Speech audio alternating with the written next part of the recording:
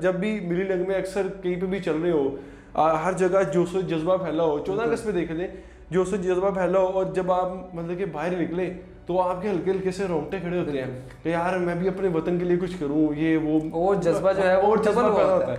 और जब वो जो वक्ती जज्बा होता है ना, वो अगर यूटिलाइज उसी वक्त हो जाए ना, वो ज़्यादा मज़ेदार सीन होता है।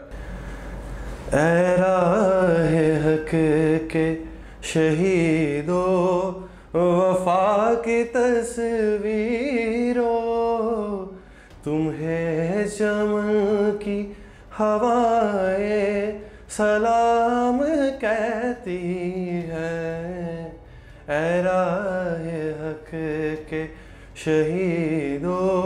अस्सलाम वालेकुम नाज़रीन, आप देख रहे हैं ग्रो पाकिस्तान और मैं हूं बासित शहबाज। 6 सितंबर का दिन तजदीद अहद वफ़ा का दिन, वो दिन कि जब हमारी पाक आर्मी ने बेलौस अपनी जानों की कुर्बानियाँ दी और इस मुल्क को और इस मुल्क के सामने और इस मुल्क के दुश्मनों के सामने एक सीसा पिलाई दीवार जो है वो बन के खड़े हुए और दांतों चने चबवा दिए दुश्मन के, और उन्हें भाग के वापस खड़ा होना पड़ा। इस दिन को किस तरह सेलिब्रेट करते हैं, हर एक इंसान का एक तरीका है कौमी दिन को सेलिब्रेट करने का। आज हमारे साथ स्टूडियोज़ में जो हैं अब्दुल्ला भट्ट साहब मौजूद हैं, और अब्दुल्ला जो हैं एक सिंगर हैं। हमने अपने प्लेटफॉर्म से थोड़ी सी कोशिश की है कि 6 सितंबर वाले दिन जो है हमारे शोहदा हैं, हमारे मुल्क के जितने भी लोग हैं जिन्होंने इस मुल्क के लिए आज तक काम किया 75 सालों में, उनको एक छोटा सा नजराना जो है वो पेश किया जा सके हमारे प्लेटफॉर्म से। तो अब्दुल्ला की तरफ चलते हैं, इनसे बात भी करते हैं और वो जो छोटा सा नजराना है वो भी आपको सुनाएंगे। कैसे अब्दुल्ला? अल्हम्दुलिल्लाह, आप सुनाए?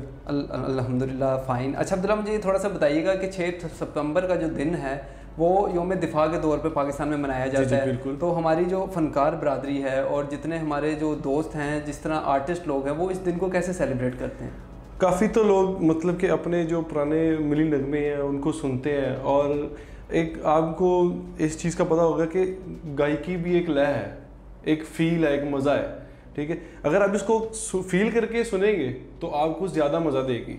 मतलब कि अगर किसी जगह पे मिली नगमा लगा है या कोई तराना लगा है या कुछ भी ऐसी चीज़ लगी है, गाना ही लगा है, जब तक आप उसको फील नहीं करेंगे तो आपको वो किसी किस्म से कुछ भी नहीं भाएगा, आपको मज़ा ही नहीं आएगा उसको सुनने में। इसमें एक ये चीज़ भी होती है कि ना, जब इस तरह का कोई दिन होता है, कौमी दिन होता है, तो हमारे जज्बात जो है वो और बढ़ जाते हैं। वो इंसान का ना जब एक चीज़ की तरफ अट्रैक्ट होता है ना ज़्यादा, ठीक है। अब आपने सुना ही होगा कि जैसे कि हमारी नूरजहां ने बॉर्डर पे खड़े होकर बिल्कुल बाकायदा फौजियों के सामने जंग के दौरान उन्होंने मिली नगमे गाया, और वो जज्बा जो है, और वो जज्बा उन फौजियों को जंग वगैरह जीत गए वो इस चीज़ के बारे में। और ये चीज़ एक फील से आती है, जब तक आपके अंदर किसी चीज़ के एहसास नहीं है ना, आप वो चीज़ मुकम्मल कर ही नहीं सकते। तो अच्छा, मुझे थोड़ा सा अब्दुल्ला बताएं कि आप इस दिन को कैसे सेलिब्रेट करते हैं और किस तरह जो है वो हिराज तहसीन अपनी पाक फौज को, और इस जैसे मैं तो खैर मुझे तो आर्मी में जाने का बहुत शौक भी था और मैंने अप्लाई भी किया, और वो बस नहीं हो पाया। ठीक है, किसी टेस्ट की वजह से नहीं रह गया, मैं नहीं हो पाया और मैं नहीं जा सका। ठीक है, लेकिन मुझे अब अपने वतन को खराज तहसीन अपने गायकी के ज़रिए, गानों के ज़रिए, सिंगर तो मैं हूँ, बाकी सॉन्ग्स वगैरह भी किए जाते हैं, लेकिन ये एक अलग से जज्बा होता है, अपने वतन से मोहब्बत होती है। ठीक है, कि मतलब कि इंसान अपने वतन के साथ कितनी को मोहब्बत करता है। ठीक है, उसकी के मोहब्बत में एक इंसान की महबूबा होती है, उसके लिए इंसान बेतहाशा गाने गाता है, हर किस्म का गाना उसके लिए होता है। एक ये ऐसा दिन होता है जो आपकी महबूबा जो है वो आपका वतन होता है। ठीक है, आपके शहीदों का वो लहू होता है। जिस तरह आप आज़ादी से इस मुल्क में रह रहे हैं, ठीक है, जिस तरह आप अगर आप आज़ाद ही नहीं होंगे तो आप कैसे रह पाएंगे। बिल्कुल, ठीक है। और जिस तरह हमारे बड़े कायदों ने, हमारे फौजियों ने मेहनतें करके अपना खून बहा कर इस वतन को आज़ाद करवाया, और इस बात पे हमारा इतना जज्बा तो बनता है कि हम उनके लिए कुछ ना सही लेकिन हम एक ये गा के उनको एक खराज तहसीन पेश कर सकें। तो इसलिए ये मिली नगमे बनाए जाते हैं ताकि लोगों के अंदर एक जज्बा पैदा हो आज़ादी का। सिर्फ आज़ादी का जज्बा फौजियों तक नहीं है, या जंग पे लड़ लेना और साथ में शहीद हो जाना, ये जज्बा नहीं है। जज्बा इन लोगों के अंदर भी होता है। अब जब जंग होती है सारे फौजी ही नहीं लड़ते, उसके पीछे वो अवाम भी लड़ती है जो फौजियों को आगे मतलब कि जैसे कोरोना था, ठीक है, डॉक्टर्स वगैरह ट्रीट कर रहे थे। आपके कहने का मतलब है कि फ्रंट लाइन सोल्जर तो वो होते हैं, लेकिन उनको बैक एंड पे जो बैकबोन है वो अवाम की सपोर्ट बहुत जरूरी है। अवाम की सपोर्ट बहुत जरूरी होती है। और इस तरह आप समझ लें कि अगर जिस तरह हमारे मिली नगमे हैं, ठीक है, इस तरह ये फौजियों को पंप करते हैं और वो आगे जंग जीत लेते हैं। अच्छा अब्दुल्ला, थोड़ा सा बताइएगा, क्योंकि फ़ौज जो है ये हमारी क्रिकेट टीम तो है, वो फ्रंट लाइन पे खेल रही होती है, जैसे आपने कोरोना की बात की, डॉक्टर्स फ्रंट लाइन पे थे, लेकिन ऐसे मिली नगमे और ये चीज़ें जो हैं उनका तो हौसला बढ़ाते ही बढ़ाते, पीछे जो बैक एंड पे अवाम होती है उनके लिए कितने कारगर साबित होते हैं? ये मैं वही आपको कह रहा हूँ कि जो पीछे अवाम है ना, ज़्यादा पंप वो करती है अगले बंदों को। जब तक वो आगे वाले सोल्जर्स को पंप नहीं करेगी, मतलब कि उसको जोशो वलवला नहीं दिलाएगी, तो वो कैसे जाके लड़ सकते हैं। अब एक चीज़, पीछे वाली बात दोबारा से दोहराऊंगा कि एक चीज़ जो है ना वो फीलिंग्स के जरिए होती है। अब आप सोए उठे हैं सुबह, आपका अगर किसी काम करने का मूड नहीं है ना, तो आप वो काम दिल से नहीं करेंगे।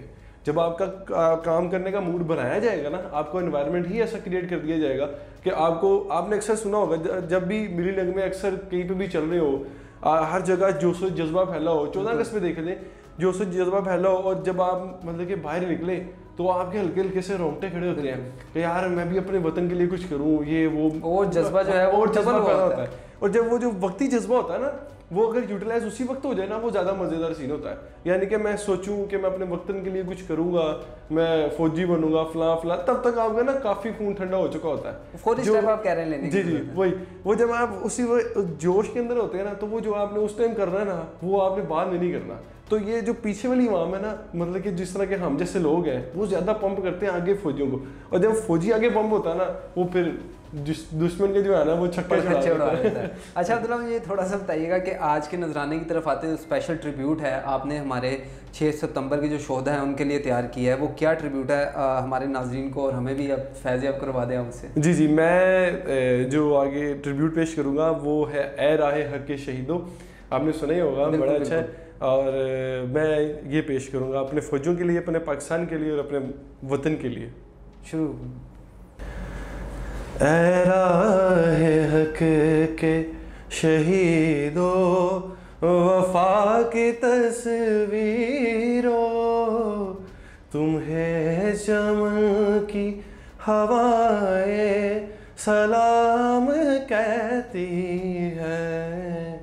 ऐ राहे हक के शहीदों, लगाने आग जो आए थे आशियाने को, वो शोले अपने लहू से बुझा दिए तुमने, बचा लिया है यतीमी से कितनी फूलों को, सुहाग कितनी बहारों के रख लिए तुमने, तुम्हें चमन की फ़िज़ाएं सलाम कहती है।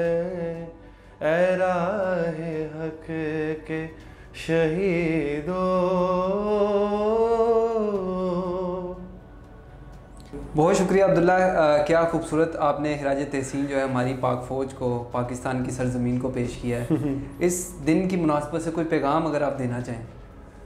इस दिन की मुनासबत से एक पैगाम मैं यही देना चाहूँगा कि जैसे कि आजकल आप देख रहे हैं कि सैलाब से बहुत ज़्यादा लोग मुतासिर हैं, और तकरीबन देखा जाए तो आधे से ज़्यादा पाकिस्तान सैलाब में डूबा हुआ है। मैं तो यही चाहूँगा कि ज़्यादा से ज़्यादा बढ़ चढ़ कर जितना हो सके, ये जज्बा जंग में लड़ के दुश्मनों को ख़त्म करने का नहीं है, सिर्फ ये हमारे मुल्क की जो मुसीबतें हैं उसका जज्बा भी है कि मुसीबतों को हमने लड़ना कैसे है। ये जज्बा सिर्फ बॉर्डर्स तक नहीं है, दुश्मनों के साथ लड़ने तक नहीं है। ये जंग जो हमारी मुसीबतें हमारे ऊपर आती हैं, वो ज़रूरी नहीं कि हर दफ़ा हम पर आए, कभी दफ़ा किसी के ऊपर, कभी किसी के ऊपर, तो वो हमारे ही भाई हैं जो आज हम सुकून से यहाँ पे बैठे हुए हैं, स्टूडियो में बैठे हैं, घरों में बैठे हैं, आराम कर रहे हैं, ठीक है। हम उन लोगों को नहीं देख रहे जिनके घर तबाह हो चुके हैं, जो ऐसे ही हमारी तरह आराम कर रहे थे और अचानक से पता लगे कि हम अब घर से बेघर हो चुके हैं, खाने को कुछ नहीं है, पीने को कुछ नहीं है। मैं पिछले दिनों बहुत ज़्यादा बीमार था, ठीक है, मुझे फ्लू था, बुखार था और बहुत ज़्यादा ड्रिप्स वगैरह भी लगी, और मैं यही सोच रहा था कि मुझे इतनी ज़्यादा ड्रिप्स वगैरह लगी हैं और मैं खुद में इतनी ज़्यादा तकलीफ़ महसूस कर रहा हूँ।